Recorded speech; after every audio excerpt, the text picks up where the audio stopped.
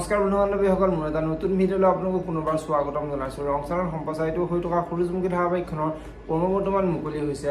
আপোনালোকে যদি সূৰুযমুখী ধাৰাবাহিকখন চাই ভাল পায় তেনেহ'লে ভিডিঅ'টোত এটা লাইক কৰি আমাৰ চেনেলটো ছাবস্ক্ৰাইব কৰি ল'ব এনেকুৱা ধৰণৰ আপডেটবোৰ পাই থাকিবলৈ। সূৰুযমুখী ধাৰাবাহিকখনৰ আজিৰ খণ্ডিত দেখিবলৈ পাব আদ্যাৰ ককাকে আজি স্বপ্ননীলক, স্বপ্ননীল তুমি কিন্তু ভাল সময়ত আহি পালা, নহ'লে আমাৰ বহুত ডাঙৰ কথা হ'ল হয়, তুমি থকাৰ কাৰণেহে আজি মই বাচিলোঁ, আমাৰ একেবাৰে কাজিয়া কৰিবলৈ একেবাৰে ইচ্ছা নাই বুলি স্বপ্ননীলৰ আগত ক'ব।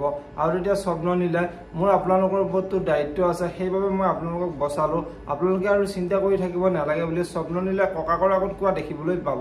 আজিৰ খনটিত ককাকে জীওক তোমালোকে কিন্তু এনেকৈ বাহিৰত বহুত দেৰিলৈকে থাকিব নোৱাৰা, তোমালোকে কিন্তু সন্ধিয়া হোৱাৰ আগতে ঘৰলৈ আহিব লাগিব আৰু পঢ়া শুনাত গুৰুত্ব দিব লাগিব বুলি জীউৰ আগত ক'ব। আৰু তেতিয়া জীউৰ বহুত খং উঠিব আৰু জীউৱে তুমি কিন্তু অশিক্ষিতৰ দৰে কথাবোৰ কৈ আছা, তুমি কিন্তু আমাক এনেকৈ বান্ধি ৰাখিব নোৱাৰা, আমি য'তে ইচ্ছা ত'তে যামেই বুলি ককাকৰ আগত ক'ব।